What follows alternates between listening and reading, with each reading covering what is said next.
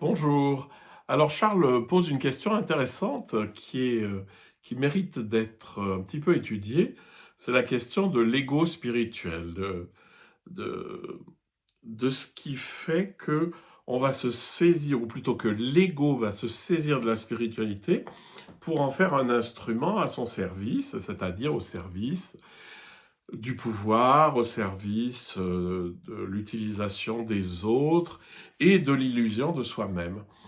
Donc l'ego spirituel est très difficile à distinguer peut-être de la lucidité sur notre état. C'est-à-dire que l'ego spirituel, il va considérer qu'il est arrivé, qu'il sait, qu'il est juste, qu'il a l'éveil, etc. Et c'est possible. La différence entre la lucidité et l'ego, c'est quoi? Eh bien, c'est pas compliqué, c'est l'amour.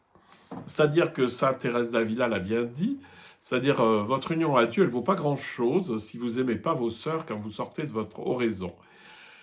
Et donc c'est à ça aussi pour nous, parce qu'on a toujours tendance à être soumis à l'ego spirituel. Pourquoi? Parce que l'ego, finalement, il veut se saisir des choses qu'il croit avoir compris.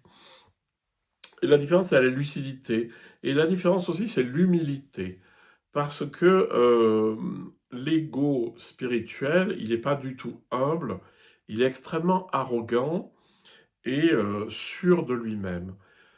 Si vous sentez en vous ce genre de choses, c'est que en fait, c'est l'ego qui l'a saisi et qui a voulu faire de la spiritualité quelque chose qui pouvait saisir.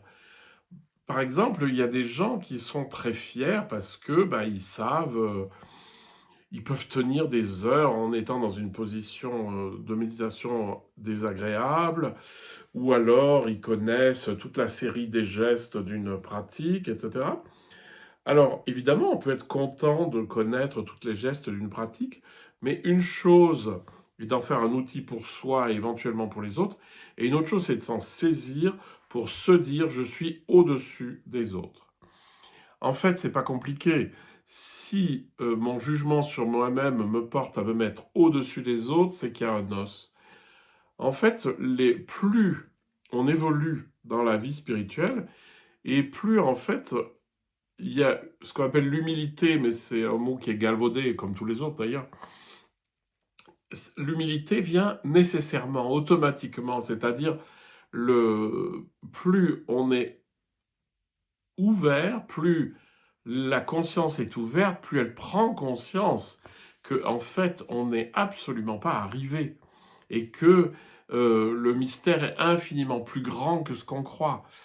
Le problème, c'est quand on croit avoir saisi quelque chose et du coup on se met au-dessus des autres et on n'est pas humble.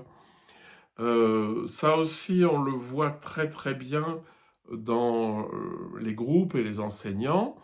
Ceux qui essayent de se protéger un peu du groupe et de pas vouloir entrer en interaction et de garder cette position maître-disciple, c'est un peu dangereux. Alors, ça peut être pour se protéger, je peux le comprendre, mais enfin, on voit des gens qui sont extrêmement sollicités, qui se laissent euh, toucher, qui se laissent, enfin, qui se laissent rencontrer par beaucoup, beaucoup de gens, hein.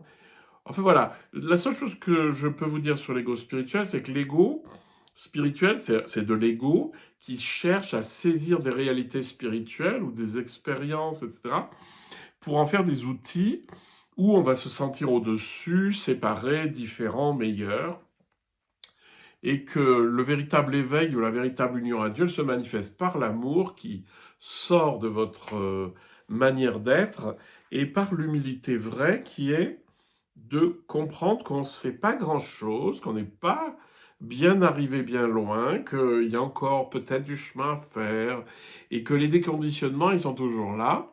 Donc voilà, ce que je vous invite à sentir, c'est de ne pas vous glorifier de petites choses que vous savez ou que vous avez comprises ou que vous savez faire, mais de regarder plus loin. Est-ce que ça m'a rendu meilleur? Est-ce que ça m'a rendu plus accueillant, plus aimant? Et est-ce que ça m'a rendu conscient qu'en fait, j'y étais pour rien et que tout ce qui m'arrive ou que j'ai compris, eh ben, c'est pas moi qui l'ai compris et c'est pas moi qui y suis arrivé.